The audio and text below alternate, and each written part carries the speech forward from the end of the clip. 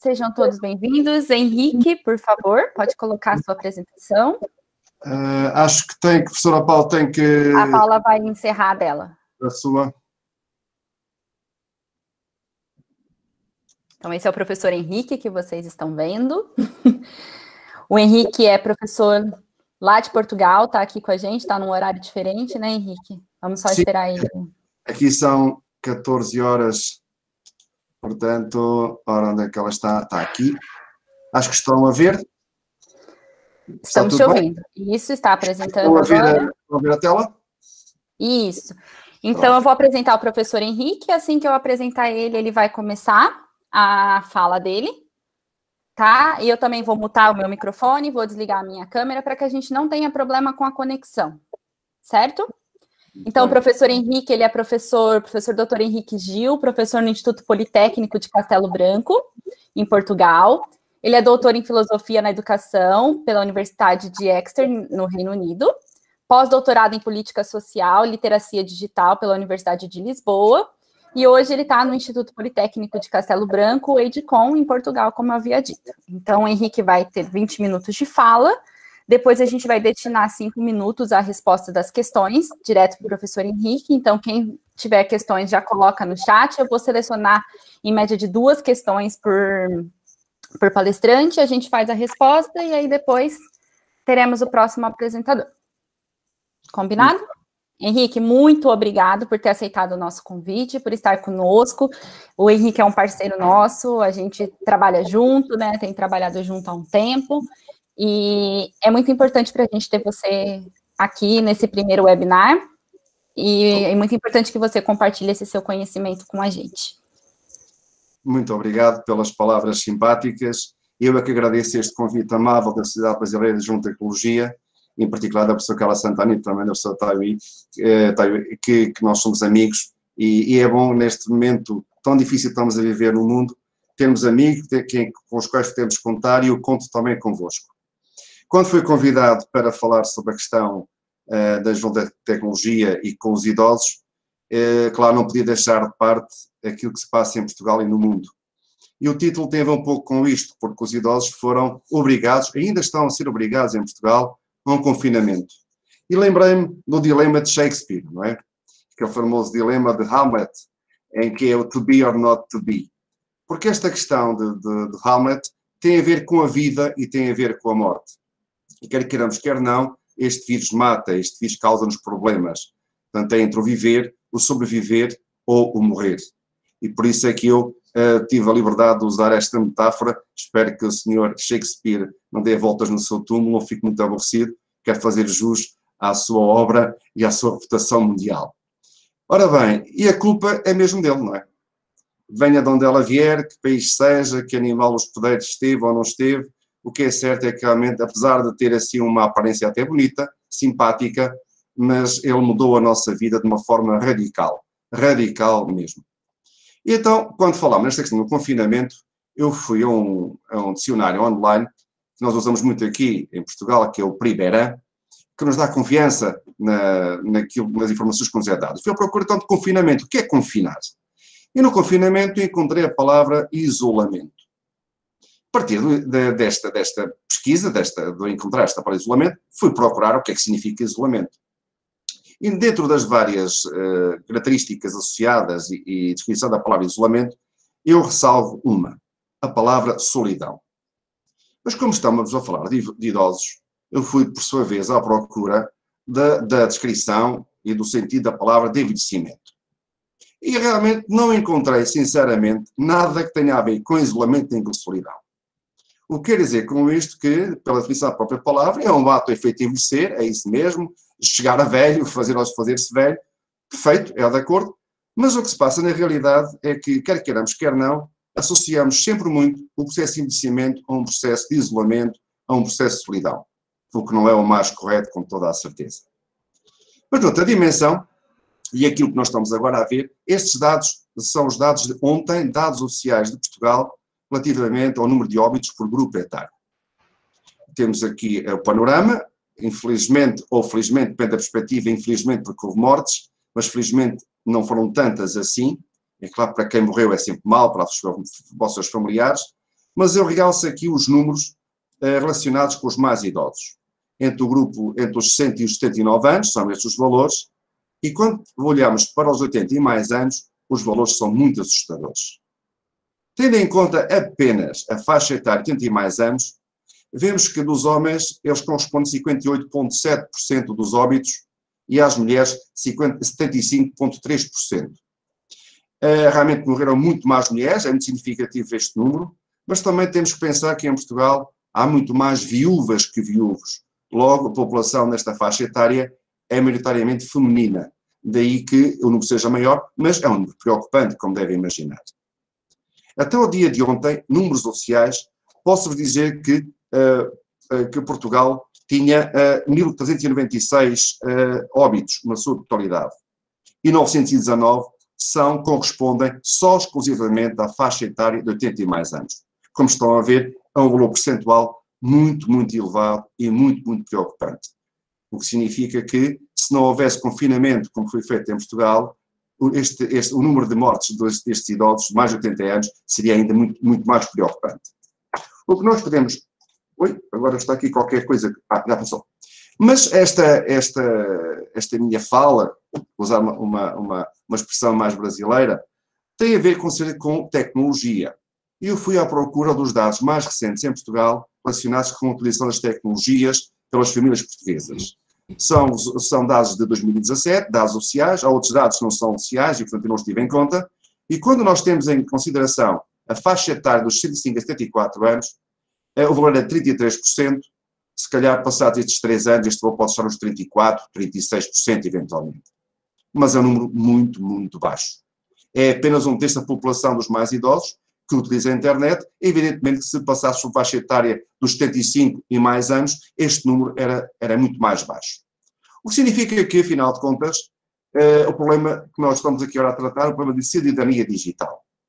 Cidadania digital, ela só existe de facto se nós tivermos info incluídos e se tivermos as competências e a literacia digital suficiente para podermos aceder, utilizar estes recursos digitais que nos são disponibilizados. A internet, em o seu sentido mais lato, e depois as diferentes plataformas. E neste caso particular, eu vou-me apenas cingir a duas em especial, assinadas pelo E-Governo e assinadas pela E-Saúde. Porque se as pessoas estão em casa confinadas, a vida não para. Temos que pagar os nossos impostos, temos que fazer as nossas transações, temos outras situações relacionadas com a saúde e, portanto, temos de ser capazes de, mesmo estando em casa, continuar a exercer os nossos direitos e os nossos deveres cívicos. Mas lá está. Este ezinho maroto que está em itálico e em minúsculo faz toda a diferença. Faz toda a diferença para aqueles que sabem usar e têm literacia digital que permite descodificar e aceder a estes sites e os outros que estão info-excluídos, como é o caso dos idosos, em que têm muita dificuldade ou praticamente não conseguem aceder. Mas o que é que se passa neste processo todo? Este processo é designado por a chamada desmaterialização, ou seja, agora para brincar um pouco, para tornar aqui o discurso um pouco mais leve, será um pouco isto. Mas os idosos nasceram, viveram toda a sua vida, e das suas profissões, a sua experiência pessoal, profissional, foi sempre com papéis. Era o papel que fazia fé. Era tendo o papel na mão, porque sem o papel nada era feito. E agora, de repente? E de repente passamos do chamado E-Governo para algo digital, em que o papel é inócuo, quase que desapareceu, que não tem sentido, que não tem valor. Nós que utilizamos as tecnologias digitais, sentimos que realmente isto pode ser uma grande, grande vantagem, facilita-nos a vida enormemente. Mas isso acontece porque nós somos capazes de usufruir desses meios, somos capazes de os rentabilizar. O problema está, obviamente, para aqueles que não são capazes de utilizar e nem mesmo aceder. Portugal foi o pioneiro, e posso dizer com toda a certeza, a nível mundial mesmo, no que diz respeito à implementação do chamado E-Governo. Mas começou logo pelo Ministério das Finanças. É claro que os governos portugueses não estavam distraídos, e o que eles pretenderam foi arranjar um meio mais eficaz de poder cobrar os impostos. Verdade seja dita. Mas, de certa maneira, também nós temos a acompanhar a nossa situação fiscal em casa, sem problemas, podemos pagar, podemos apresentar requerimentos, etc., sem deslocarmos de casa. E isto é, obviamente, muito, muito melhor. Também o que fez, em termos de aliciante, o governo português, foi que muitos dos impressos que tínhamos que preencher e entregar, tudo aquilo que foi feito online é gratuito. Se nós nos dirigimos fisicamente a um balcão das finanças, alguns desses documentos têm que ser pagos. Muito bem, mas aqui surge um problema. O problema é que é grave. Não é o custo do impresso que é por aí além, mas significa que não há igualdade, não há equidade no tratamento dos cidadãos. Porque aqueles que são info-excluídos não podem usufruir destes serviços de forma gratuita. Têm que os pagar se eles se dirigirem aos balcões presenciais. Como tal, uma vez mais, temos aqui um problema em que os idosos são discriminados negativamente, porque a discriminação geralmente é sempre negativa, mas aqui é de uma forma mais persistente.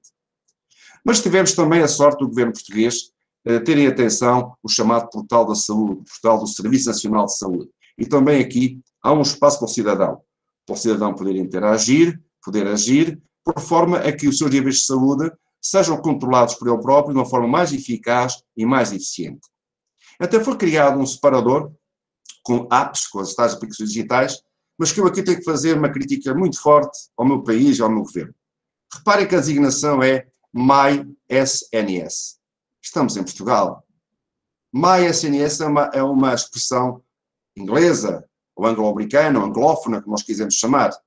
Porque não apenas sns.pt, que é Portugal. Mas pronto, são modas, são tendências, como agora, por exemplo, o governo português, quando algum ministro fala, tem à sua frente algo que diz, estamos on. Nós estamos on, estamos bem.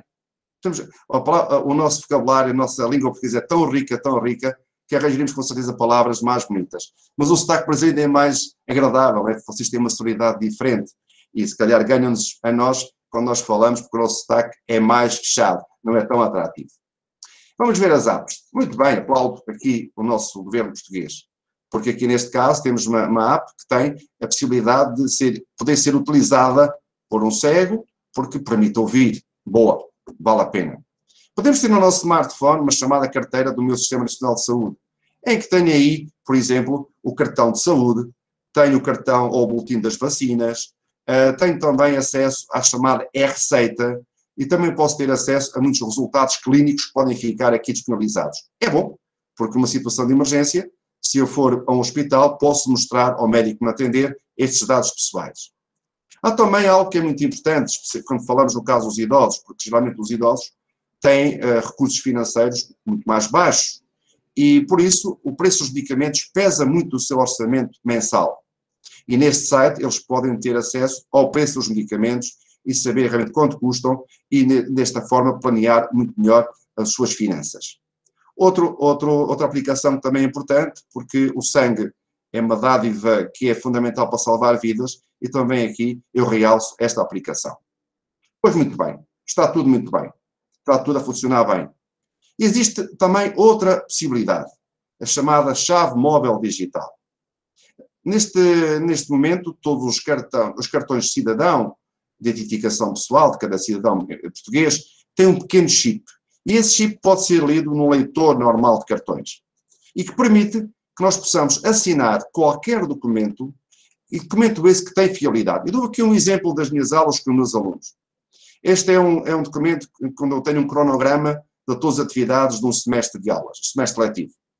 Mas para que não restem dúvidas, se eu o assinar digitalmente, não temos dúvidas nenhumas que realmente este é o documento do professor. Está cá, está registado. Isto faz toda a diferença. Agora estão a ver qual é que é o problema.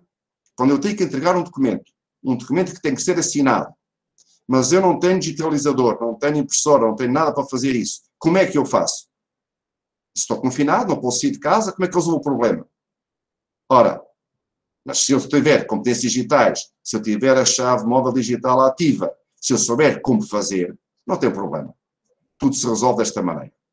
Pois, mas para quem é info-incluído, não para quem é info-excluído. E neste momento de pandemia, houve muitos problemas com os hackers. E eu aqui apenas retirei algumas dessas notícias que saíram nos jornais online, em que os ataques foram mais comuns, muitos em Portugal. Não só em Portugal, estou eu confiante, mas também por todo o mundo. E agora o problema passa por aqui. Se nós, mesmo sendo info-incluídos, se nós temos os cuidados que temos quando utilizamos o computador, então e aqueles que têm imensas dificuldades, em que os níveis de literacia digital são tão baixos, tão elementares, como é que eles estão? Estão à mercê, com certeza, destes senhores, que se aproveitam da sua boa-fé, da sua ignorância neste campo digital e que fazem coisas terríveis, como é poder assaltar a sua carteira. Porque realmente não existe ainda uma tecla no nosso teclado que nos permita carregar nela. É uma tecla totalmente desconhecida, não existe mesmo. O que significa aqui que temos que saber como utilizar a internet de forma segura. E isto não se ensina de um dia para o outro. Tem a ver com prática, tem a ver com outro conjunto de conhecimentos que permitam que nós tenhamos a consciência daquilo que estamos a fazer quando estamos no mundo digital. Pois é, mas quando estamos em casa e estamos confinados, temos que comer, temos que beber, temos que fazer compras, não é? Pois, mas se eu conseguir usar estes dispositivos digitais, plataformas dos grandes supermercados, eu posso fazer as compras sem me deslocar de casa, com toda a segurança, para mim e para os outros, porque nós sabemos que qualquer um de nós pode infectar outro com o Covid-19. Mas lá está, é a mesma questão. Como fazer isto? E isto tem a ver, obviamente, com problemas de sobrevivência e também de qualidade de vida através de uma alimentação que seja mais racional. E, obviamente, tudo o que tenha a ver com transações bancárias, pagamentos de transações que sejam não só para levantar dinheiro, obviamente, mas também para fazer pagamentos de toda a espécie. Mas, mais uma vez, quem tiver competências digitais, quem for capaz de fazer, quem tiver os conhecimentos que lhe permitam usufruir destas tecnologias. Voltando atrás um pouco ao dilema de Shakespeare, não é? O to be or not to be. Este cartoon tenta brincar um pouco com isto, mas um pouco esta incerteza. E no caso português foi um bocado este.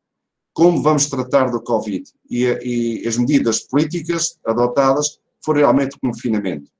Mas o confinamento traz problemas, traz outras situações, as pessoas não se sentem bem. Como se diz, nós latinos, Portugal, Espanha, Itália, Grécia, somos muito afetivos, os brasileiros então, nem se fala, como é evidente, vocês são super afetivos. E o estarem em casa, ou não contactarem com o outro, não tocarem no outro, é algo muito, muito difícil. E traz problemas depressivos, com certeza que sim. Não somos os mesmos. Eu estou convencido que nós não nos demos ainda conta do que vamos sofrer ainda, como consequências do confinamento, porque muitas vezes essas questões de caráter psicológico só vão surgir passado algum tempo. Ainda é muito curto o tempo para que nós podemos saber isso. Mas como se trata de uma sociedade brasileira de tecnologia, eu fui ao dito Primeirã à procura da palavra e não a encontrei. Não quer dizer que muitas vezes estamos muito à frente, ou parece que estamos muito à frente, outras vezes, se calhar, estamos um pouco mais atrás. Eu fui recuperar esta célebre expressão do Obelix, com certeza muitos reconhecem.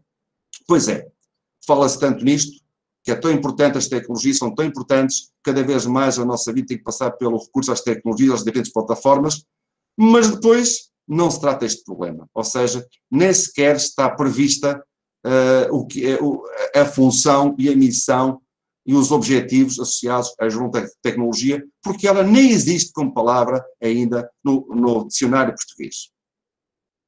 Esta questão, obviamente, teríamos concluindo um pouco, porque vamos ver a professora Carla e a professora Joanes, que eu terei com toda a atenção, porque são pessoas que eu muito prezo e que eu sigo pela sua competência, pelo seu conhecimento, com toda a certeza irão complementar e incrementar muito aquilo que eu estiver a dizer até este momento e vou concluir daqui a pouco. Realmente, a questão da inclusão social é uma questão que é muito, muito ampla, tem muitas variáveis, muitas valências, é muito contextual, é cultural, é social, é económica, é emocional, tem muitas áreas que permitem que eu diga que eu estou incluído socialmente ou não estou incluído socialmente. Mas uma coisa não tenhamos dúvidas, e esta pandemia vem-nos a mostrar isto. Quem não estiver incluído digitalmente, não está de todo incluído socialmente. É claro que eu aqui posso estar a exagerar, porque é a minha área de estudo, é a área que eu prezo, é a área que eu entendo que é importante investigar, porque pode melhorar a qualidade de vida das pessoas. Mas não tenhamos ilusões, é mesmo verdade. E cada vez mais vai ser assim. No entanto, eu deixo aqui no ar algumas dúvidas. Será que o enfoque incluído de hoje, eu próprio, sê-lo-ei daqui a 5 anos, daqui a 10 anos? Não sei. O que posso dizer-vos é que as tecnologias emergentes são muito diferentes das tecnologias atuais. Nós íamos fazer uma espécie de upgrades, que quem sabia esta, quando passava para a fase seguinte, facilmente se adaptava a outra tecnologia. Hoje parece que não, que há rupturas, são coisas totalmente novas. A tecnologia 5G, por exemplo. O que é que ela vai fazer? A inteligência artificial, as máquinas de ensinar, o algoritmo único, os computadores quânticos, eu sei lá. Há todo um conjunto de tantas tecnologias que nós não sabemos como é que vamos agir. Por exemplo, a internet das coisas. Nós em casa, quando utilizamos a máquina de lavar a roupa ou a louça, ainda carregamos num botão dessa máquina. Daqui por pouco tempo não será assim. Será através do smartphone que nós ligamos a máquina, que programamos a máquina, etc, etc, etc. Portanto, será que estamos habilitados e capazes de darmos esse salto qualitativo? De estarmos incluídos socialmente? Bem, eu espero que sim, como é evidente. E vamos conseguir, com certeza, fazer isto. Mas é importante referir aqui a Sociedade Internacional João da Tecnologia, porque ela é a precursora deste novo movimento. Um movimento que tem a ver com multivalências, um movimento muito eclético, um movimento que tem que ser proativo e um movimento que, afinal de contas, na sua proação, nas suas diferentes dimensões, pretende, em última suma, e não é menos importante, senão mais importante, o bem-estar de todos. E neste particular, eu também quero aqui realçar e cumprimentar uma vez mais a Sociedade Brasileira de Tecnologia pelo facto de ser pioneira nestes webinars. Porque estes webinars, afinal e ao cabo, transportam-nos para todo o mundo. Qualquer pessoa pode nos estar a ouvir. E espero que aproveitem, que aquilo que eu digo que vale a pena, como é evidente. Mas é importante passar esta mensagem. E talvez possa chegar esta mensagem a decisores políticos portugueses e comecem a tentar perceber o que é a tecnologia e se calhar esta palavra possa começar a aparecer no nosso dicionário português, no tal Pribeirão que há pouco vos mostrei. Por isso é muito importante nós fazermos isto. Mas não quero com isto criar preocupações. Há uma canção muito famosa de há alguns anos que é o Don't Worry, Be Happy. Eu acho que todas as pessoas a conhecem, todos não vamos trauteando, quando a ouvimos, não é? Vamos cantando. Eu fui à internet buscar esta imagem. Não vende cervejas, não tem interesses económicos aqui. Mas acho que esta imagem é bonita, é uma imagem de certa forma inspiradora, porque porque a ideia é transportar-nos para outra dimensão e vemos as coisas de outra forma. É evidente que estamos a viver algo com o qual não estamos preparados de todo, não sabemos lidar com isto no início, ainda há pessoas que não sabem lidar com este problema e pelo mundo nota-se diferentes perspectivas de como lidar com o Covid, mas este distanciamento, ver as coisas de fora, ver as coisas com mais calma e mais serenidade, vai-nos com certeza permitir resolver este problema, porque outros irão surgir com toda a certeza. E a João Tecnologia vai conseguir dar resposta a estes problemas. Porquê? Porque é uma área multivalências, é uma área eclética, onde entram vários. E quando nós trabalhamos em equipa e em rede, conseguimos sempre arranjar soluções para este problema. Mas mais que tudo, o que é mais importante neste aspecto é que estejam bem, continuem bem, porque afinal de contas, se não estivermos saudáveis e se não tivermos saúde, não resolvemos nada. E nós queremos estar com saúde para ajudarmos os outros e para neste mundo que cada vez será mais digital, nós vamos conseguir tentar responder de uma forma mais eficaz e mais eficiente para que todos, sem exceção, e aqui é o problema de incluirmos aqueles que estão fora das tecnologias, os chamados info-excluídos, que se tornem cada vez mais info-incluídos, porque o mundo também é deles e têm todos os direitos, tal como nós, para poderem usufruir de todas as benesses e todas as vantagens que as tecnologias podem trazer. Muito obrigado.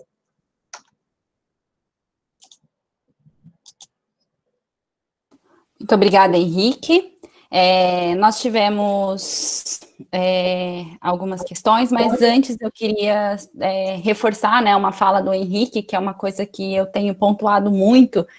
O Henrique falou muito bem da questão da informatização da população, né? E a gente fala tanto isso, tem tentado informatizar tanto a população, tudo tem se transformado, os modos como a gente faz as coisas hoje em dia tem se transformado, né? Tudo é eletrônico, tudo é via computador, mas, por um outro lado, nós carecemos de políticas públicas que deem conta dessa divisão digital que a gente vive, né? O que acontece, ouvindo o Henrique, que foi possível perceber que acontece mesmo em países desenvolvidos e em países envelhecidos, como é o caso de Portugal. E eu sempre insisto em falar, né, que a gente não pode falar de inclusão e exclusão digital sem falar da inclusão e da exclusão social. Eles caminham juntas. Eu aprendi muito isso com o Henrique, quando a gente ministrou junto um mini curso sobre inclusão digital. Henrique, a gente teve um comentário, né, e uma pergunta. Eu até vou conferir aqui se teve mais alguma pergunta que eu acabei não vendo, né? Deixa eu só... a Mariana comentou, acho que nessa direção, né, que ela tem visto que muitas pessoas não possuem nem ao menos CPF. CPF é como se fosse um registro, né, do nosso registro aqui de pessoas. Ela falou, não possui nem ao menos CPF aqui em São Paulo e fica difícil pensar em soluções para incluí-las digitalmente, né. Uma pergunta que foi da Marília Sanches. Ela falou assim, professor Henrique, alguns países têm usado o blockchain para assinatura de documentos, embora seu início esteja relacionado a transições comerciais e criptomoedas. E ela perguntou se Portugal já tem utilizado isso. Tanto quanto eu sei, não. Isso pode ser utilizado de uma forma individual, mas esta chave digital móvel que eu vos apresentei é oficial, é nossa, é nacional mesmo. Está associado ao nosso cartão de identidade, o cartão de cidadão, como nós chamamos, e tem validade em qualquer documento. Uma escritura de compra de uma casa, por exemplo, ou compra ou venda de uma casa, se tiver aquela assinatura, perfeito. Por exemplo, as atas das bancas que nós temos de mestrado, doutoramento, tem o mesmo valor que uma assinatura escrita. Portanto, nessa perspectiva, portanto, não tem efeitos comerciais, tem mesmo efeitos de cidadania. Portanto, dizer que aquele documento é válido, é verdadeiro, que fui eu que o assinei. É um pouco isso que está por trás desta chave móvel digital. A outra tem funções diferentes e pode ter a ver com plataformas mais específicas, neste caso, quando percebi, com aspectos comerciais. É um pouco mais isso. A Ana Leite perguntou se, em Portugal, qual seria a maior causa de info-exclusão. E ela perguntou também se você acredita que existem pontos similares entre Brasil e Portugal, na sua opinião, nesse processo de info-exclusão. Eu penso que sim, haverá. Aliás, todos os estudos internacionais referem várias razões para a info-exclusão. Uma delas tem a ver com a baixa literacia em termos globais, limitações académicas, a escolaridade dos mais idosos. Em Portugal, os mais idosos, hoje com 80 e mais anos, tiveram apenas 4 anos de escolaridade. Nós chamamos cá a escola primária, o primeiro ciclo de ensino. E o que quer dizer que é muito pouco, obviamente. Não quer dizer com isto que só mas isto também se nota, tem vários estudos que se nota que à medida que avançamos nas habilitações académicas, a utilização das tecnologias é muito maior, é enorme, há números disruptivos completamente. Talvez por aí. Outra questão também tem a ver com os rendimentos. Os mais idosos têm rendimentos mais baixos em Portugal, na sua grande maioria. E como nós todos sabemos, por exemplo, em Portugal, nós temos os custos mais caros da Europa em termos de acesso à internet. São dos mais caros, como a eletricidade, a água. Não sei o que é que se passa em Portugal, mas pensam na Europa que somos ricos. E então arranjam sempre valores muito acima e nós estamos sempre a acompanhar os valores da Europa, da União Europeia. E é um problema para quem tem uma pensão mensal, pode estar nos 300 euros, 400 euros. Ter que pagar mais por uma ligação à internet, mínimo 25 euros por mês, mais os medicamentos, mais a água, a luz, a alimentação, etc., fica muito curto.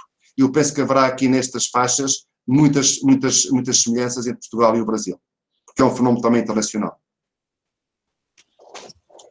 Henrique, muito obrigado pelas respostas. Eu salvei as perguntas e as perguntas também ficarão salvas, porque o nosso webinar está sendo gravado. A gente vai prosseguir com a programação, e aí, caso seja possível... Claro, claro. Eu tenho estado a ver aqui um conjunto de mensagens muito simpáticas para mim. Agradeço a vossa simpatia o povo brasileiro é muito generoso, não é? Portanto, agradeço e uma vez mais, espero que a minha apresentação não tenha sido chata, nem maçuda. Não foi nem um pouco. E tente um pouco, falando sério, mas tentando aliviar um pouco a seriedade, para que temos que estar confiantes, não é? E estando confiantes e estamos com um sorriso, tudo será mais fácil. Agradeço a todos, elas estão a cair. Muito obrigado pela vossa generosidade. Muito obrigado mesmo. A gente que agradece, Henrique, em nome da sociedade, mais uma vez, né, a sua participação. A gente vai continuar com a nossa programação e depois a gente pode conversar com o Henrique, se ele pudesse disponibilizar a responder algumas das questões, eu passo para ele as questões e aí envio para vocês por e-mail. Claro. Combinado?